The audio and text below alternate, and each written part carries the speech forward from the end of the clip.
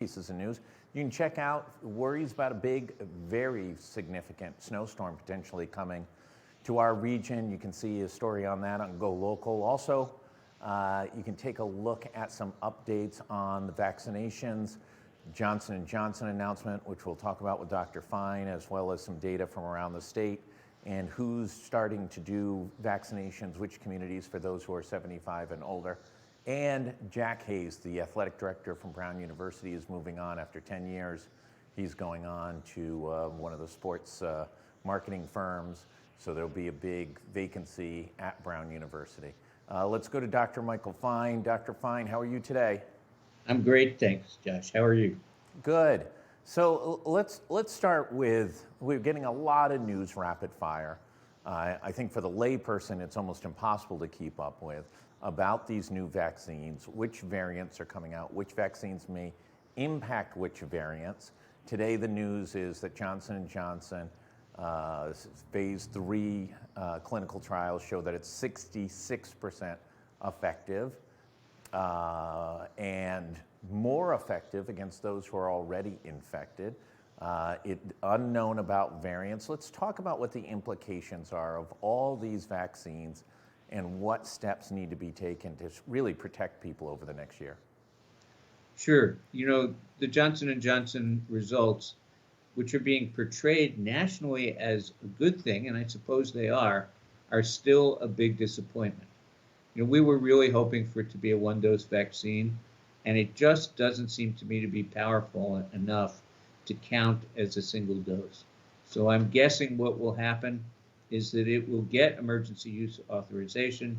It will be used in low-risk populations, not in high-risk populations, and then they will test a 2 or 3 dose version, which may be what's necessary to get it to boost its effectiveness up to the level of the other 2 released vaccines. You know, there's so much news. Which one works potentially against which variant? We have 3 major variants besides the original COVID-19 virus that we've all known for the last year. But we have the UK, which appears to be highly infective, may or may not be more deadly. Research hasn't really concluded on that. The South African, variant, which is now in the United States and appears to be very infectious. And then the Brazilian variant, which has now been detected first in Minnesota in the United States earlier this week, which has a number of disturbing complexities to it. The most disturbing is it appears that you can get it over and over again in relatively short periods of time. So you don't develop the antibodies to be able to protect yourself from being reinfected. Yeah, actually, can I just tune that up a little bit? My understanding of the Brazilian variant is that it can infect people who have already been infected with the original variant. We don't know that you can be infected 2 or 3 times with the Brazilian variant, just that it seems to be able to infect people who have been infected once. Okay, so with all that being said, are we all going to be on a treadmill to repeated vaccinations on a regular basis with multiple different drugs and multiple different boosters potentially? Yeah, I think we're in the process of working this out. You know, and it has a lot to do with coronaviruses and how their immunology works, how their disease ecology works. But, you know, I think I started talking about this a little in the spring. I would be surprised if we don't end up with a regular vaccination process, with most people needing vaccination or boosters 2 or 3 times a year, responding to, at least in the beginning, responding to different variants as they emerge. Part of our problem right now is the disease is so widespread that sets up the conditions for more variants. What we've got to do is suppress this disease down to next to nothing so variants don't emerge so often. And the way to do that is to be aggressive about vaccination. But that suggests a whole different sort of process of vaccination than we've ever had before. You know, we're kind of used to flu vaccines once a year, but only about 37% of the population get those. What we're going to need is, I think, COVID-19 vaccinations 2 or 3 times a year, including different variants as we go, and doing that for a couple of years with 80 to 90% vaccination rates in order to get rid of this thing. We're never going to get rid of it, but in order to get it to transition into looking like another coronavirus. You know, those coronaviruses circulate all the time and just cause colds, and they don't kill a lot of people.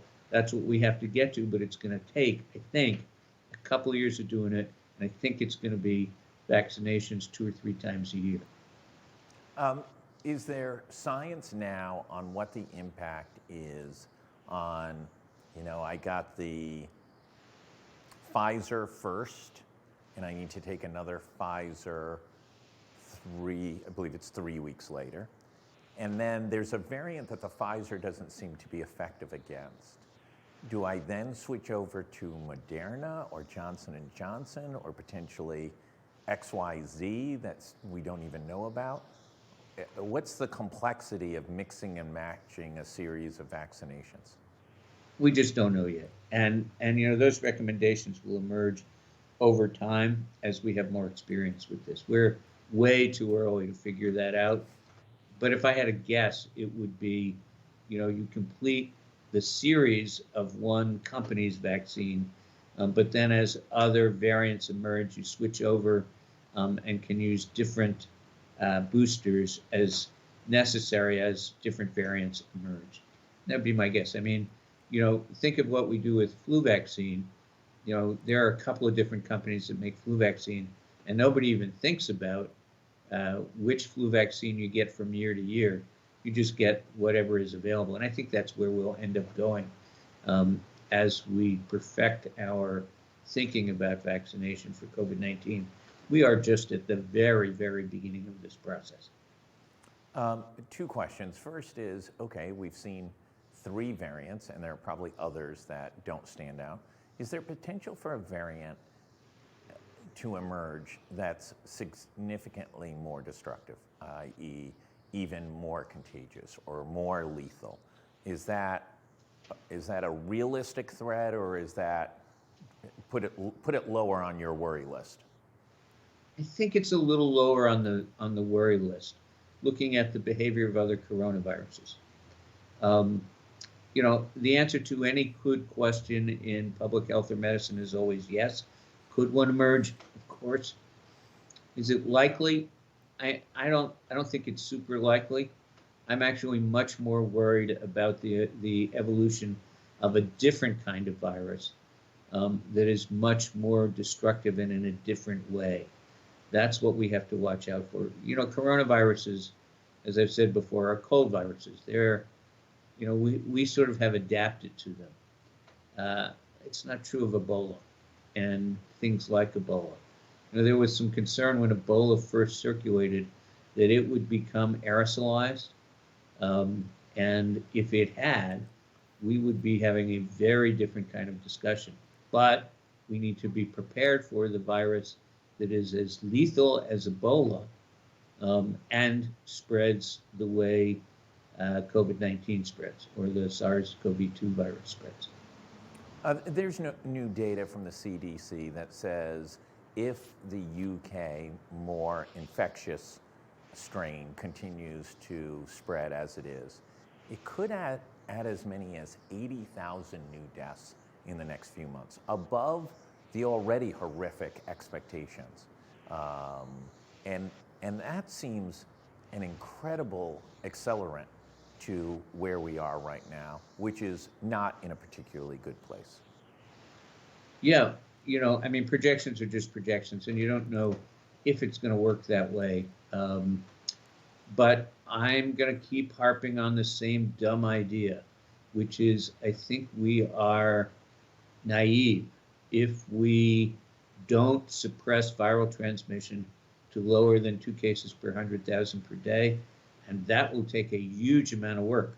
But I think if we're not careful, we're going to get the rapid spread of these new variants, or I keep expecting the emergence of a Rhode Island or U.S. variant because of the extensive disease transmission. These are the conditions in which new variants arise. And if we don't suppress this disease, it's going to be like, sort of standing on the mound and getting one pitch after the next. Well, I think what you California, want to do is retire the side. California health officials believe that their increased death rate per case, it may be the result of potentially a California variant.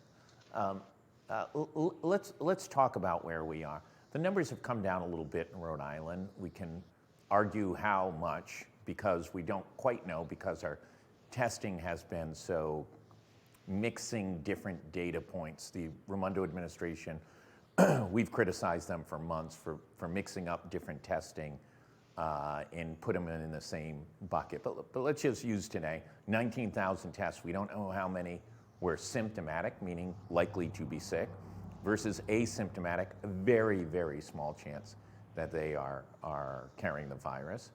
And there were still almost 700 new cases. This slight dip down, and I do mean slight, we're down from 700 to call it 1,000 a day down to 700, seemed to spark the decision by the Raimondo administration to issue an executive order to expand the hours in which bars, bars and restaurants can operate.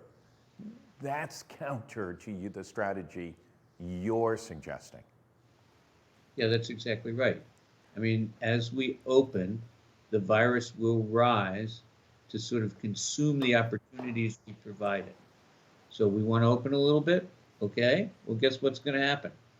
We're going to get more viral transmission. We are not at a level where we can safely open. There will be, that level exists, but we are not even close to it. And that's where, we have to find the discipline to go the distance. Yeah, I mean, listen, there are scenes from the Australian Open. Australia has pounded this virus down to nearly zero. And their shots from the Australian Open tennis match, 4,000 people in an arena, a few wearing masks. All the athletes that came in had to quarantine for 14 days, locked away in, dormitory-style prison cells. But there's 4,000 people right next to each other enjoying a mask. They've returned to some level of, quote, normalcy, while we are in a level of functional response chaos 11 months later. Yeah, Australia's mortality rate is 35 deaths per million.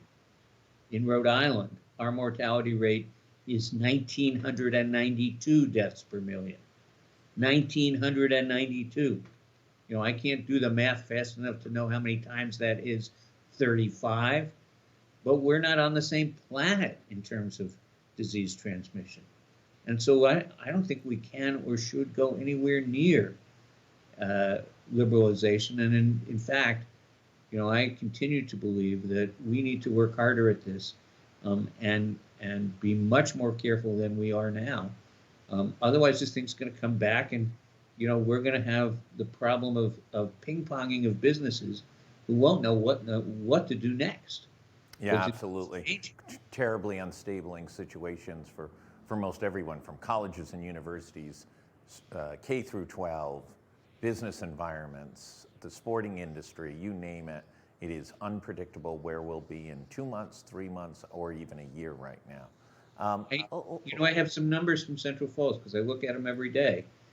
And, Central Falls is now the best vaccinated place in the state. It's not, more than about 20% vaccinated yet, but it's probably had 50% of the population infected. So we should be getting close to herd immunity, and the numbers there are dropping, but they're not close to zero.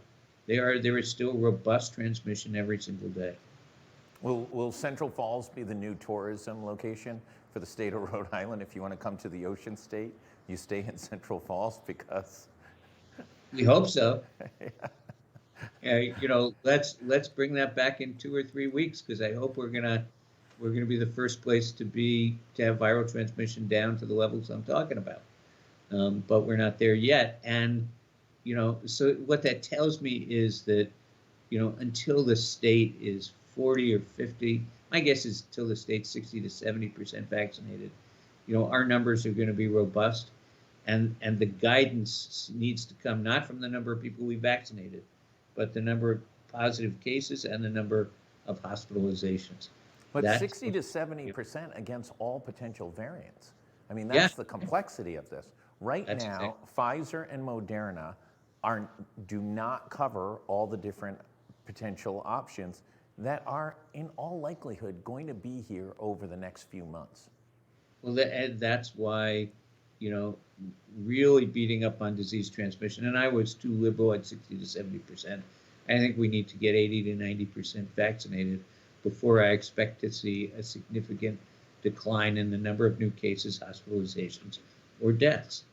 And, we just have to drive this harder if we're going to be successful. And, your Central Falls experience example is in a certain way quite interesting, because if we were to do that, if we were to really, sort of roll up our sleeves, buckle down and get this done, and become the first state that is close to COVID free, then in fact our tourism industry comes back, and comes back probably, you know, extra strong, because we will be safer than other places. That's what we can do, if we put our minds to it. Dr. Michael Fine, as always, thank you so much for all your help this week in understanding where Rhode Island is and where we're going. For everyone, stay tuned to updates this afternoon and over the course of the weekend. We'll be keeping an eye on the weather. We, of course, have the ultimate secret weapon, John Giorsi, the legendary meteorologist, at our disposal, and he'll be offering some insights into where the weather pattern and how it's going to hit Rhode Island. So stay tuned on the weather, and tons of news that just seems to be flowing ever so much. Stay safe. Please wear a mask. This isn't the time. Too many variants, too many complexities, too much possibility of being infected, and unknown as to whether vaccines are going to work against all the potential threats. So please wear a mask. Keep your family and your friends, businesses, keep people in their jobs. Keep everybody safe. Wear your mask. Thanks, everyone. Thanks, Josh.